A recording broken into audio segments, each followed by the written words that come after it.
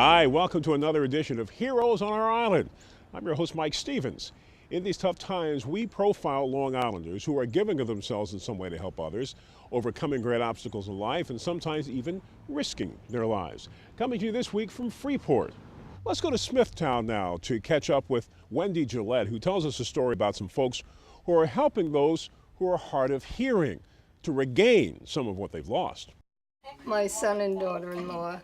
Family is everything to Virginia Hall of Lake Grove. That's why it was especially distressing when she started to lose her hearing 15 years ago. It kept getting worse over the years. Things were not good. I couldn't hear my grandchildren anymore when they spoke to me. That must have been really sad for you. It was very hard, it really was, because we used to like to play games, and I couldn't hear them to play. So that was, to me, was very sad, and missing a lot that was going on around me. Her doctor told her about a program called Help America Hear, run by Mitch Shapiro of Smithtown. We provide hearing aids for people who fall through the cracks in society and can't afford the high cost of hearing aids. Hearing aids, as you may know, average cost of about $1,500 to almost $4,000 per hearing aid. Most people require 2 hearing aids. Medicare, which is a federal program, does not cover any part of the hearing aid. Medicaid is based on state to state, and in most cases do not cover the cost of hearing aids. The majority of insurance companies do not cover the cost of hearing aids either. Ironically, the government does pay for cochlear implants, which cost about 20 times more than hearing aids. It is kind of sad that with the aging population, the one thing that many people who fall to the point where they can't afford the basic necessities of life have to be put into what I call a society of outcasts, because they tend to turn into themselves because they feel that they can't carry on a conversation with their peers, and most of them just become recluses. Hall could not afford the devices, but her application was accepted by Help America Hear.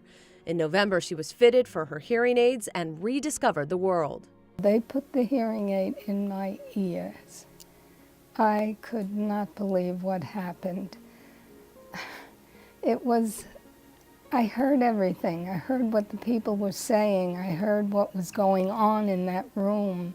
I heard everything, but the best thing was when I went outside and heard the tires riding on the street and the leaves rustling in the trees, which I hadn't heard in years. And I said, oh my God. I said to my daughter, I don't believe this. I said, I am so happy. It's sentiments like these that convince Shapiro his organization truly helps people. He knows firsthand the struggles of losing a sense. He's needed hearing aids since he was a child, but that wasn't his only health issue. It wasn't until I was about 24 years old, after driving a car for 4 years, and about 15 some more car accidents later, we discovered I had what's known as retinitis pigmentosa, which is the loss of peripheral vision, which started with night blindness. Combine that with hearing loss, it's known as Usher syndrome, deaf blindness. His eye disease is degenerative. I can still have light perception, I can still make out certain things, but I can't really identify somebody except by voice. Colors are difficult, the primary shape of something is difficult. It's pretty much along those lines right now. I mean, for me to find my dog, I have to look for his nose on my light colored carpet. Shapiro's seeing eye dog is appropriately named Visa. Because he's my passport to the world. He's not related to MasterCard. You only have to watch Shapiro cook to know how well he handles daily tasks, despite his loss of hearing and sight. It has kept me from doing many things, but it hasn't kept me from doing anything. The basis of it is with less mobility over the years, not being able to drive a car, you depend on more people to help you get around. Before I got cochlear implants back in 2005 and wearing hearing aids for 50 years, you know, missing out on many conversations and words that were mispronounced and everything. It's in the grand scheme of things, it really hasn't changed me as a person. It just kept me from doing certain things that I would have loved to have done differently at this point. Shapiro worked with research organizations, but then decided he wanted to branch off, launching the Foundation for Sight and Sound with several other people in 2004. I determined that I was looking to do a little bit more in the community and finding a way to give back something that was tangible rather than something that offered hope. Research is great. It offers hope. It is a future that they can correct the issue, but there are so many people out there that need the tools of survival today to be able to communicate and to be able to read or be able to utilize their vision in other ways. 3 people now work for the foundation. There are 10 board members and dozens of volunteers. The organization grants 3 scholarships to high school seniors, to a student who's hard of hearing, one who's visually challenged, and another who's blind. The foundation is also planning to eventually donate eyeglasses to those in need as part of the Help America See program. But for now, the main effort is Help America Hear, launched in 2009. It's really a great feeling knowing that I've changed lives, that we have been able, as an organization, we have been able to make people become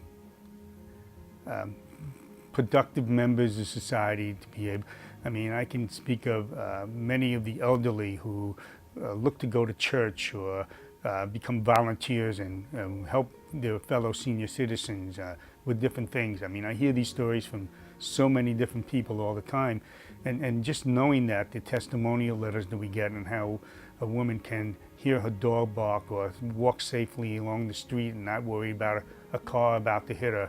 I mean, talking with their grandchildren.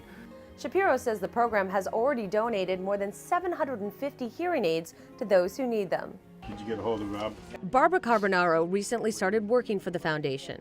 Mitch is amazing. I've been here about 4 months now, and he gives his heart and soul into Help America Hear and the Foundation for Sight and Sound. The program provides the hearing aids at no cost for at least a year. Professionals donate their time to fit the applicants. Manufacturers supply the hearing aids at a lower cost. Corporate and individual donations help fund the endeavor. Hall says she was overwhelmed by Shapiro's program when she received her hearing aids last fall. He was sitting by the door, and I don't think he'll remember, but I tapped him on the shoulder and I said, I want to thank you very, very much. You have made me so happy. I have a whole new world again. The hearing aids came at a fortunate time. Hall lost her husband, Robert, just a few weeks later after 64 years of blissful marriage. That was a beautiful day for us. She was able to clearly hear her husband's final words and thoughts to comfort and understand him. His last words to me was always, I love you. Always. We were very, very close.